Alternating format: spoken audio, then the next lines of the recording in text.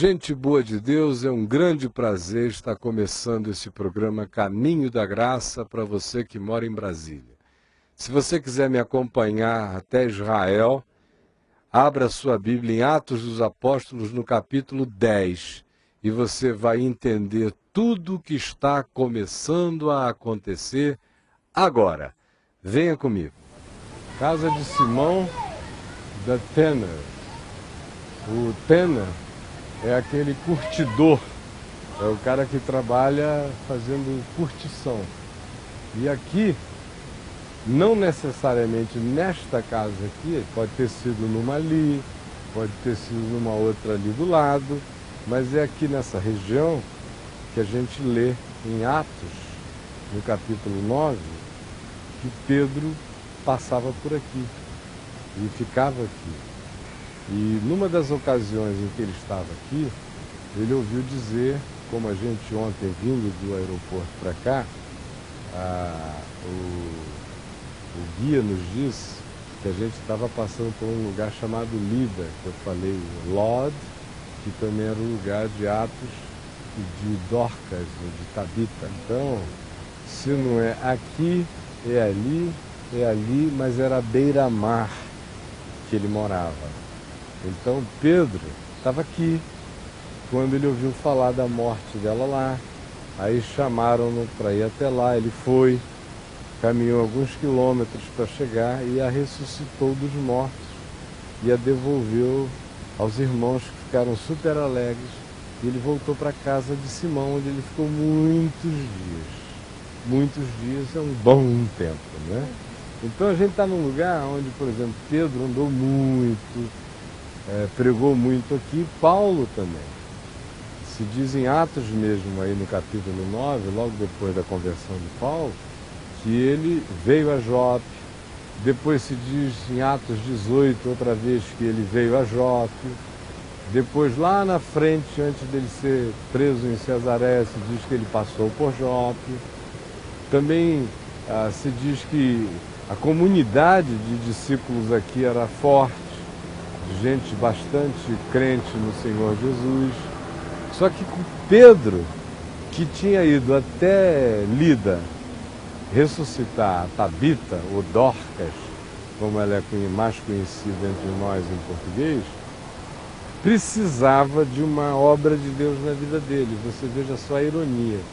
Como às vezes o cara está tão cheio de amor por Deus e de fé, que ele é capaz de ir e dizer para um morto, levanta, e o morto levantar.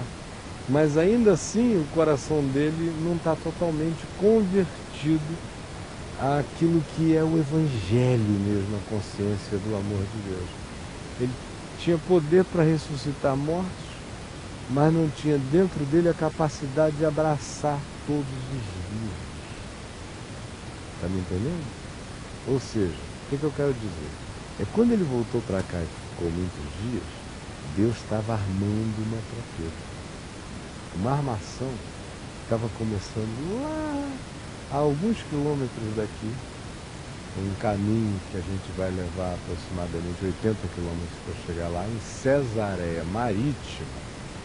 Deus estava armando uma para Pedro.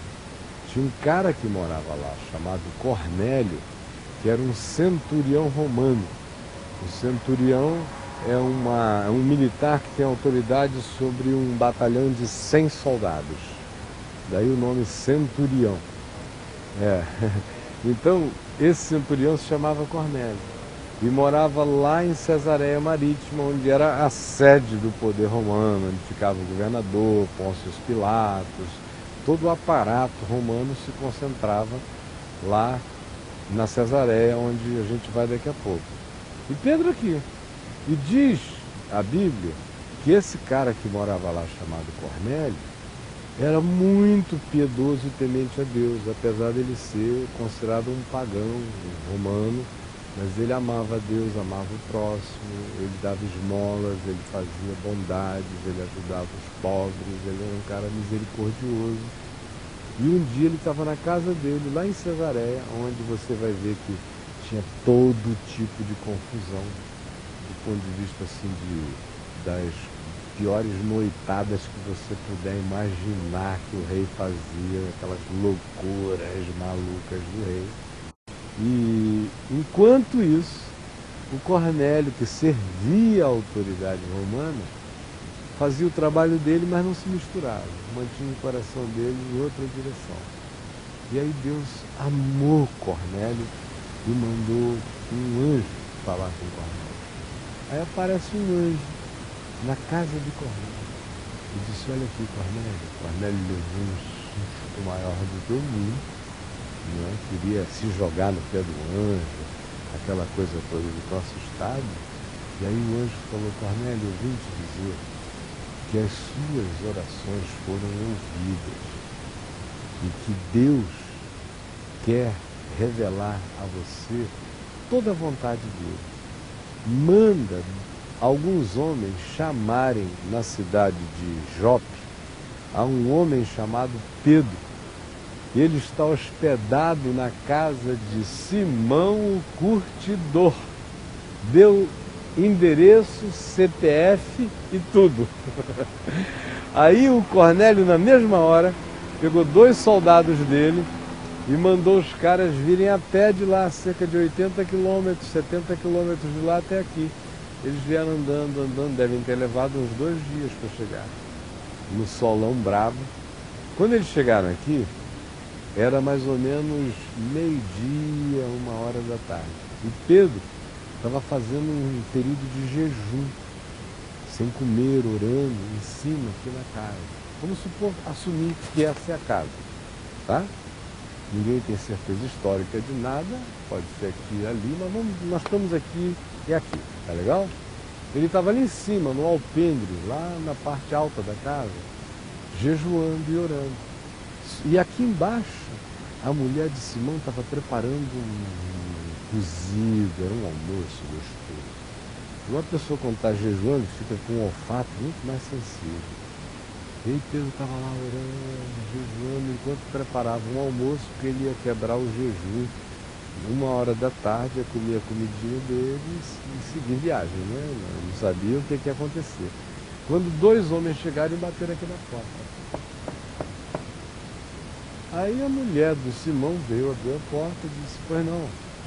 Aí os caras disseram: olha, o centurião Cornélio, que mora lá em Cesareia, mandou a gente vir até aqui, nesse endereço, porque disse que tem um homem aqui chamado Simão Pedro, e que ele tem palavras de Deus para nos dizer. É isso mesmo? Aí mandaram chamar Pedro lá em cima. Só que enquanto isso acontecia, antes dos homens chegarem aqui um pouco, enquanto Pedro estava lá orando, provavelmente sentindo o cheirinho da comida, ele teve uma visão. Porque Deus usa as coisas que estão em volta da gente para também construir a mensagem dele na mente da gente. Qual foi a visão dele? A visão de um faminto. Ele sonhou, enquanto ele estava ali em cima, ele teve um sonho, visão de que um lençol enorme descia do céu, assim, cheio de tudo que judeu não come. E judeu não come quase nada que é gostoso demais. Carne de porco, outras carnes e alimentos que para eles eram proibidos e são até hoje pela lei judaica, considerados animais imundos, frutos do mar que alguns deles não comiam porque eram considerados imundos.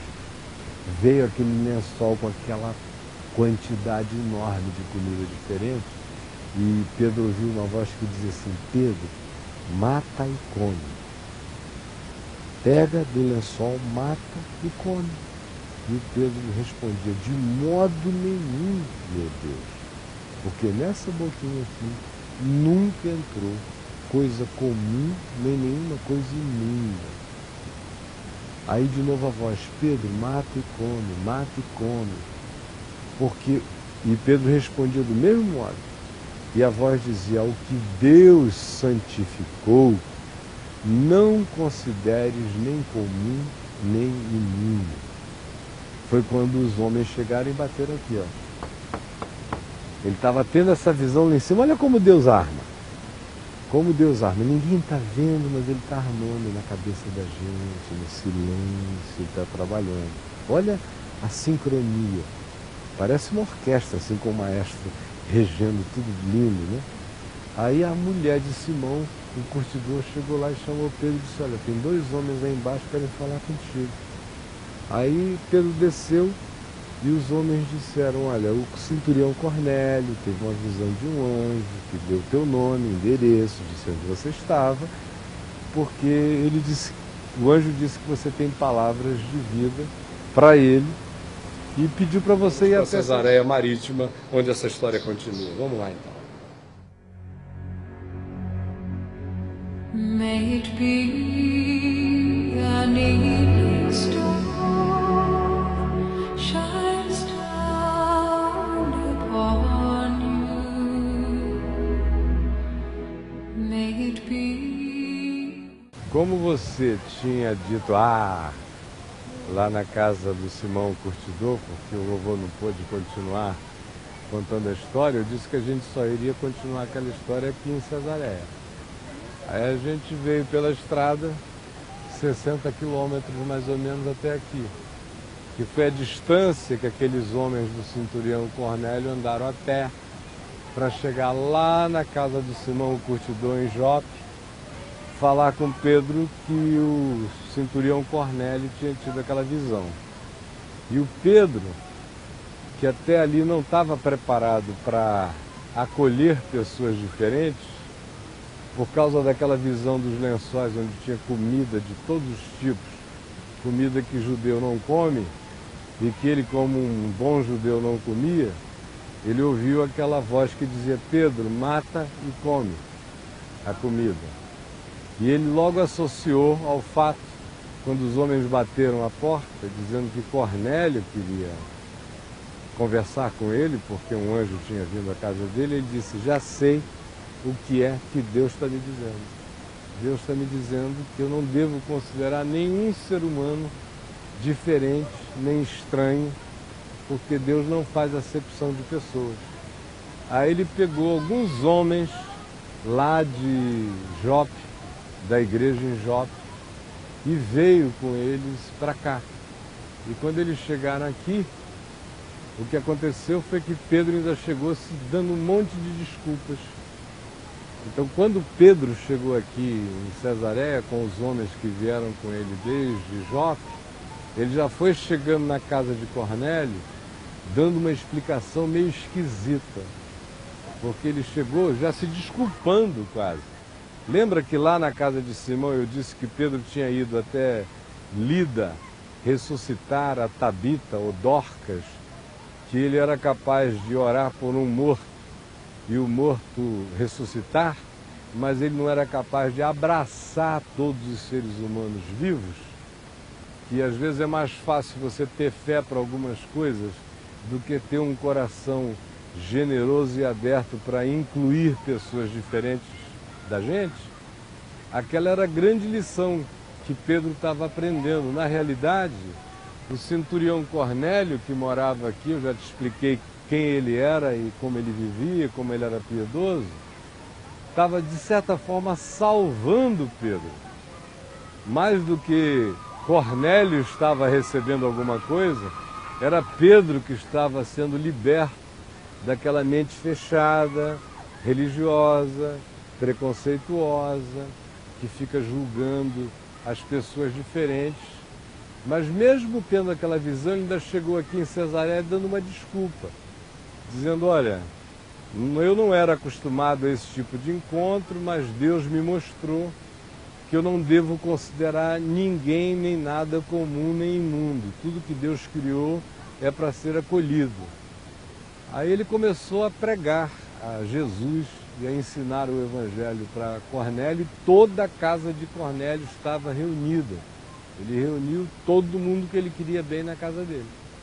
Aí quando Pedro começou a falar e pregar e a ensinar o que era o Evangelho, aqui na Bíblia, no livro de Atos dos Apóstolos, no capítulo 10, diz que de repente o Espírito Santo veio e caiu, se derramou sobre todos eles na casa de Cornélio, e eles começaram a falar em outras línguas e a profetizar. Você sabe o que é falar em outras línguas? Já ouviu lá na reunião de oração da Vovó Lu alguém falando em outras línguas? Pois é, eles começaram a falar em outras línguas e a profetizar. Aí Pedro e os outros ficaram vendo aquilo acontecer, porque era como se Pedro estivesse pregando e de repente a pregação dele tivesse sido interrompida por Deus. Deus não deu nem tempo de Pedro terminar o que Pedro estava falando, porque o coração de Cornélio estava muito mais preparado do que o coração de Pedro.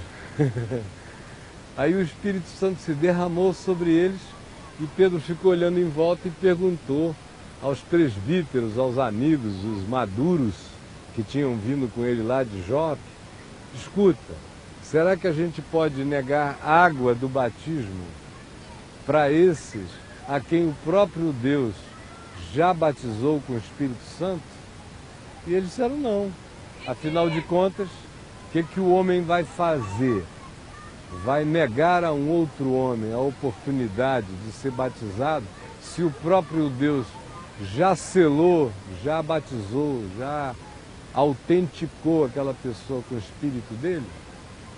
Aí disseram não. Só que a religião não entende isso até hoje. A religião acha que as coisas só têm valor quando o homem vai e faz. Mas de fato no Evangelho não é assim. No Evangelho o homem só confirma o que Deus já fez, como aconteceu aqui. Primeiro o Espírito Santo se derramou, depois Pedro foi e disse: ué, Deus já batizou esse pessoal com o Espírito Santo, como é que eu vou negar o batismo a eles? Aí os batizou e o centurião Cornélio se tornou uma pessoa extremamente importante no Novo Testamento, porque ele é a expressão da liberdade de Deus, no amor de Deus, de falar com quem ele quer, de se comunicar, de ser o Deus de qualquer pessoa, sem que haja necessidade de qualquer coisa religiosa no meio, de que o homem fique entre Deus e um outro ser humano. Então a mensagem mais simples aqui desse lugar, em relação a Pedro e ao que a gente viu lá em Jope, é que Deus é livre para se relacionar com quem Ele quer. E homem nenhum deve ficar no caminho. Homem nenhum deve dizer: esse aqui pode, aquele ali não pode, ou este aqui tem pedigree e aquele ali não tem. Pedigree de cachorro, você conhece, né? Ou esse aqui é mais santo, aquele ali não é. Então Deus estava acabando com essa história de que o homem é que determina quem pode e quem não pode, porque Deus é livre para falar com quem Ele quer, para se revelar a quem Ele quer. De modo que essa é uma liçãozinha que todo mundo tem que aprender. Sabe por quê? Porque nós somos muito cheios de preconceito. Você não acha que nós somos extremamente cheios de preconceito? Aí olha para uma pessoa, não gosta da roupa dela, acha que a roupa é pobre e diz: não vou nem falar. Você já estudou numa escola que para ir para a aula de manhã tinha que fazer chapinha no cabelo? Se chegasse lá de um modo diferente, já iam olhar para você e dizer: essa menininha não faz parte do grupo. Então quem é de Jesus não julga ninguém pela aparência. Quem é de Jesus nunca acha que uma pessoa não é porque fala diferente, porque tem outro modo de ser, porque vem de uma outra cultura, ou de um outro nível social, ou porque seja pobre demais, ou rica demais, ou feia demais, ou estranha demais.